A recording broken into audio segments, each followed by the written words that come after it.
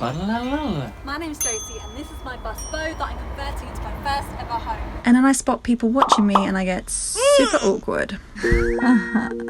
Okay, so let's just move on from that moment. So my name is Josie. I've said this before, repeat, but this is my bus and I named her Bo. I'm kind of mid-conversion, so it started its life out looking like this, and now it looks like this. Still lots more to do, but in this particular episode of Bus Off with Josie, I will be creating a dividing wall. Sounds kind of boring, but please let me explain. Welcome to my layout. Here, it's all open plan, but I would like to section off each area, and this is where the dividing wall comes in. It will be between the bedroom and the sitting room / kitchen. It's gonna be so cute. I intend to include bifolding shutters, little cubbyhole wallpapered cupboards, and love heart drawers. So let's crack on. Bus Off with Josie. The best thing about a bus build is you can create it however you want it to be. I'm actually doing something quite classic here with my bed. I'm putting it at the back. I feel like that's quite common. Well, it makes sense because you can open up the back doors, see the lovely view. But what's going to be different about my bed is that I'm going to make it a box bed. Basically, a box bed is a bed that's enclosed within furniture, so it kind of looks like a cupboard. It originates from the medieval times, and apparently there was quite a lot of them in Scotland. And I've had my heart set on a box bed ever since I was a kid. I don't know if you've ever watched the Santa Claus movie, but Santa has a box bed. So, aka, I want a box bed. And I'm gonna get one because I'm gonna make it. And this is why I'm building a wall.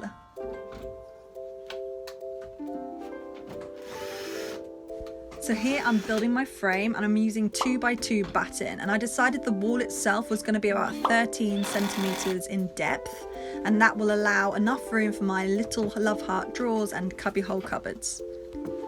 It's built from the ground up and is the whole width of my bus. Then I have 2 pillars at the sides, and then I will put a bar at the top, so therefore it creates the picture frame box bed situation. By the way, just so you know, I built this dividing wall in installments, so aka not all in one go. So you'll probably notice that the space around this will develop and progress throughout this video. But don't worry, if you're interested in other parts of my build, you can subscribe to me here on YouTube and hit the notifications button. That way you will never miss a video. And you can also find me over on Instagram at bus.off. But on this specific video, I just wanted to focus on the dividing wall / box bed. So let's get back to it. So now that my framework is done, and it doesn't look too bad if I do say so myself, now it's time to make the love heart drawers in these little spaces here. Plywood is my chosen material. I normally just find scraps and leftover wood in the back of my bus, and I think this is about 12mm thick. And basically I just use a combination of wood glue and my nail gun.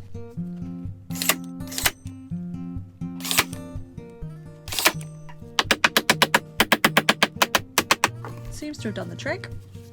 Not too bad. Now I just got to make the front.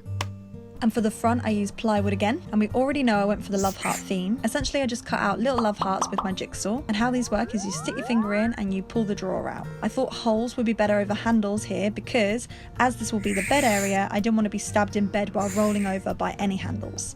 So it just kind of made sense to make holes. And I think they turned out pretty cute. Oh god, classic. Oh, ow, ow, oh, oh. Oh, that was silly. So now that the drawers are done, I kind of wanted to finish like this part of the box bed so it looks more like a finished thing. So first off, I'm filling it up with this like insulation thing. One of the reasons why I'm doing it is 1, it's good insulation, but 2, and probably my main reason, is that it's a good spider deterrent. I don't really want spiders to get into the gaps of my build and decide, oh, this is a good place to set up home. I don't know if you know this already about me, but I really am not very good with spiders. So moving on from the spider thing, and let's focus on the little cubbyhole wallpapered cupboards. So basically in the pillars either side of my framework, this is where the little cupboards are gonna go.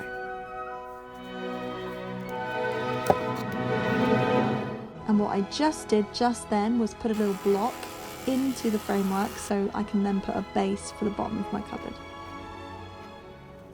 Next I use cardboard to kind of make a template sort of thing, so I know what size to cut the wood.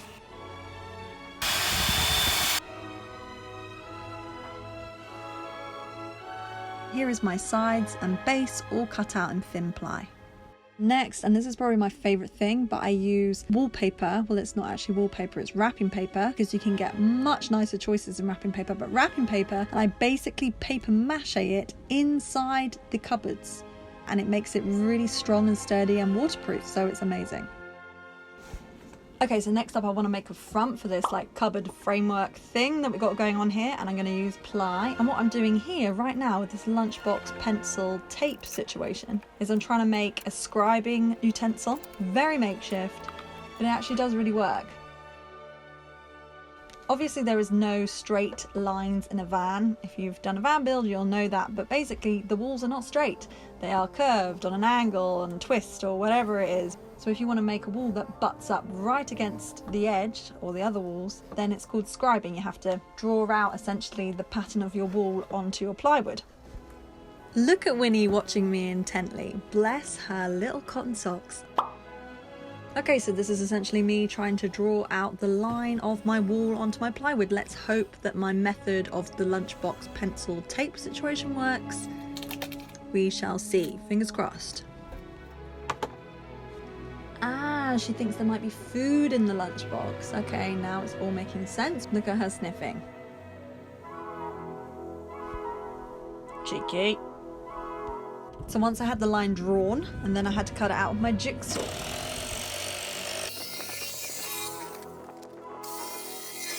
And once I knew it fitted well, it was then time to paint.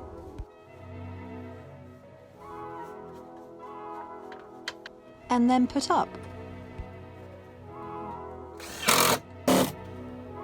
Obviously I need to fill the holes and things, do the edges, but actually it's coming along quite nicely, I think. Okay, now continuing round to the top of my box bed border, I had to scribe the edges, cut that and then sand that edge. Check the new edge fits, and then cut it down even smaller. Just been out to cut it. Winnie, you're really ruining my film. Thank you. And it fits perfect up here. Now I'm just going to paint it. Oh, paint it and then put it up.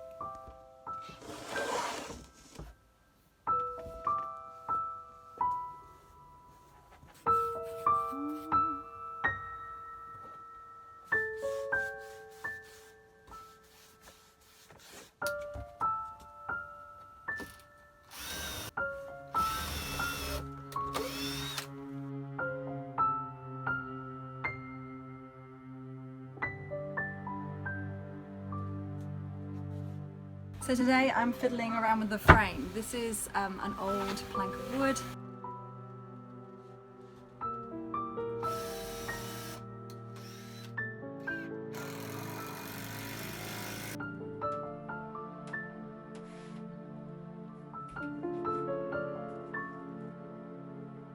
And on the top of my frame I put up calico fabric, which is the same method I've used to cover up all the beams that run throughout my bus.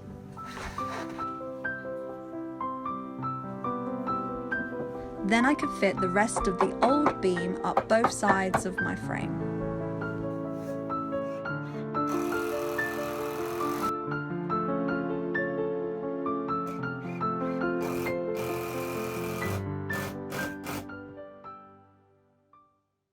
And finally I could move on to the shutters, which arguably are the main focus of this whole box bed thing. In my design I wanted to be able to close off each individual space. I wanted to be able to have a really cozy bedroom and a really cozy sitting room area. but also be able to like open up the whole space and essentially be able to see the back door view from any part of the bus. So for me, bifolding shutters is like the best of both worlds. You get individual rooms or a very nice open space. What you can see here is my 6 little doors that will make up my bifolding shutters, 3 on each side. It's made out of 12mm ply and I just cut it using a rail saw. Now is the fun bit, I get to decorate them. And each side is going to be different. So in the bedroom, I'm going beachy boho, and in the sitting room, I'm going colonial grid mirror. Okay, so my plan with the shutters is I actually got given this massive box of pallet wood, yeah, but like cut really thin and quite small chunks. These could look quite pretty, so I was thinking about stacking them like this on my bedroom side. This is my bedroom side. So I was thinking stacked up like this and then some sort of border. Hang on, I'll show you on the actual shutter. This is a mock-up I've got going on. I just can't decide whether I want pallet wood boarding or beading border. I just love the different colours and tones, and they're going to show really nicely through the whitewash that I'm planning to do on all the palettes. I went for the pallet wood border in the end, which meant I had to get the pallet wood and cut it into thin strips. Lots of sanding. And then I used a combination of wood glue and my nail gun to attach it to my plywood shutters.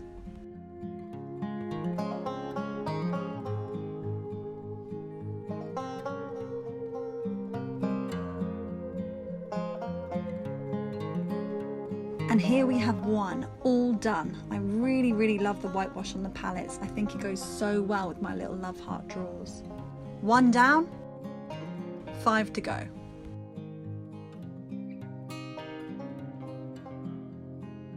It wasn't long until I had them all done, and now it was time to move on to the other side.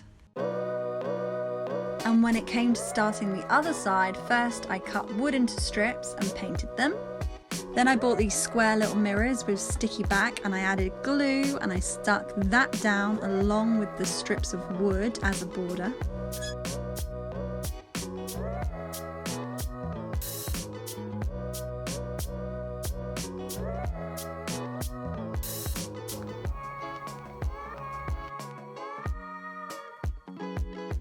Next, I cut out angles on beading to make a border for each individual square mirror.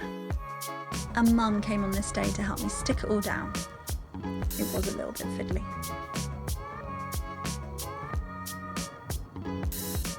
Lastly, I had to paint the sides and edges to make it look like one solid thing rather than 3 different layers. And then they were all done and ready for hinges. Okay, I've literally just put the hinges on 1 or 2 of them, and it kind of creates like a mini little shutter, and it looks so cool. Hang on. Quite hard to like hold it up. So that's 1 and 2. And then the other side. Oh, hello. Freaking sweet, hey? Literally, I'm so chuffed with how these have turned out. I think they were going to look freaking awesome. Now I've got to put on all the hinges on all of the shutters. Come on, let's get this done.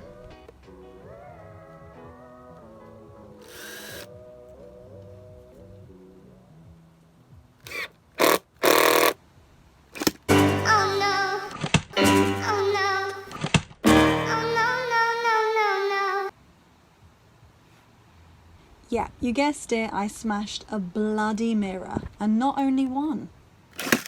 No! Stop doing that! Fucking fuck's sake!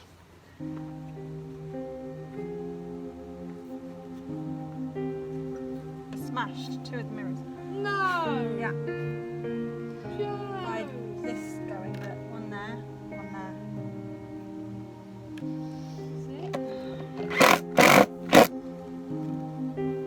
I had to hold this in and drill. I just felt like it smashed it There. It's got shit. And there. Weird. And there. Yeah. Well, whatever. Sometimes you just have to let these things go, and I really couldn't be bothered to replace those mirrors, so we're just gonna have them in the shutter. Hey, let's just say it adds age to the mirror or something. Finally.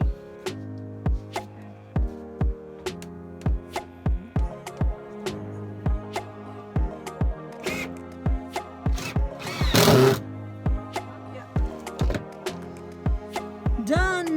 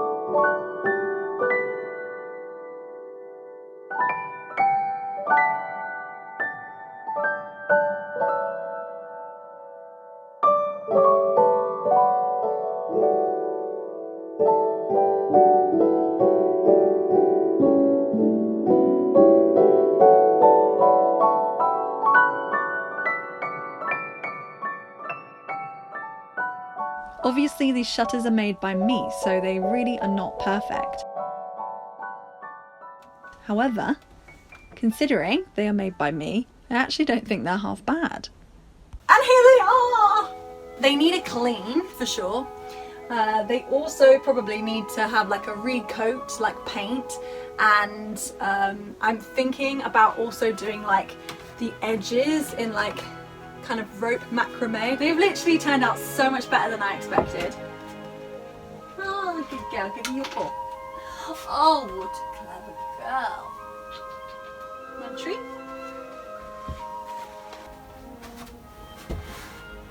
So this isn't open at the moment. I really need to like get it fixed. I actually quite like that there's like one mirror here facing this way. I might make it so you can fix them like that. Frames it. Look at Winnie. You're so cute. Cutie pie. Thank you. You can just fold it away like that. Like that, but yeah. They do just fold back.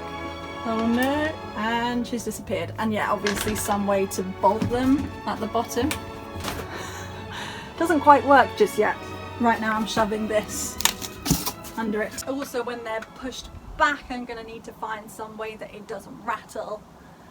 But those are all things that can be thought about later. Well, thanks so much for watching, and subscribe to my channel if you want to see the rest of my build.